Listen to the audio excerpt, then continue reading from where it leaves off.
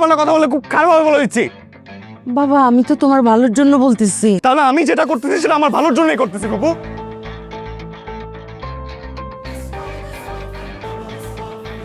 থাক, চিৎকার করিস না, যা, চিন্তা করতে হবে না।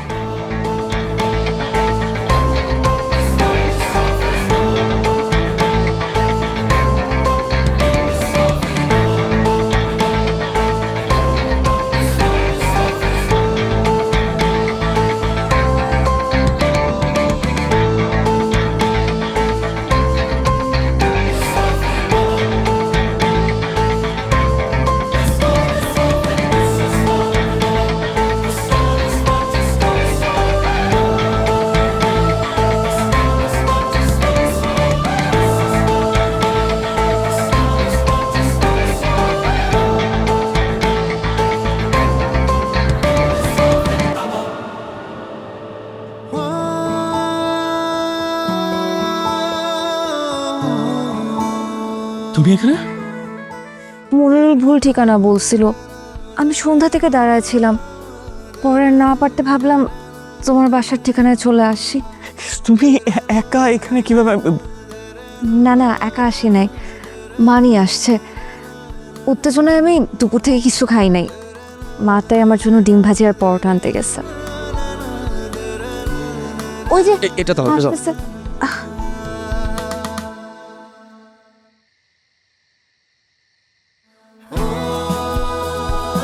বাবা তুমি আসছো, অনন্ত আমার মেয়েটা না তেমন সারাটা জীবন হাসি নাই, তেমন আনন্দে থাকতো আমি দেখি নাই, কিন্তু তোমার সাথে যখন আমি ওকে দেখেছি আমার মনে হচ্ছে ও সত্যিকার আনন্দে আছে।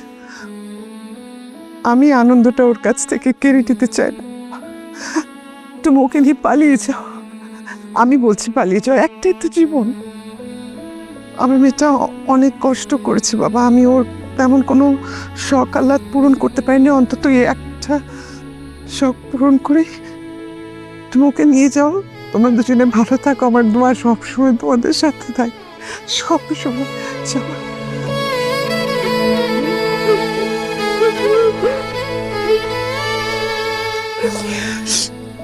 যাও, যাও, আল্লাহ ভরসা।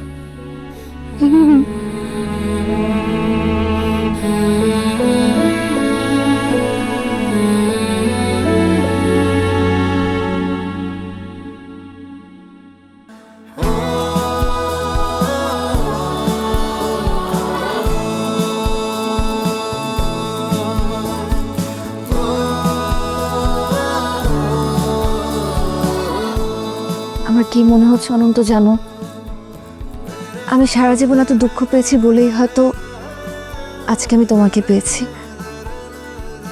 আমার একটা ধারণা ভুল ছিল, আমি ভাবতাম মানুষ শরীরে বা চেহারাতেই বুঝি সুপুরুষ হয়, সুদর্শন হয়, কিন্তু আজ বুঝলাম মানুষ সুপুরুষ হয় চিন্তায়, পথে, মননে। আর আমার জীবনে সুপুরুষ হয়ে এসেছো তুমি।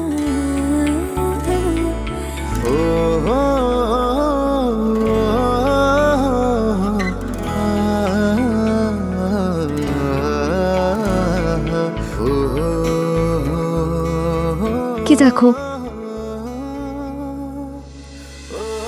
তোমাকে, তোমার চোখের দিকে তাকিয়ে সারাটা জীবন কাটিয়ে দেওয়া যায়।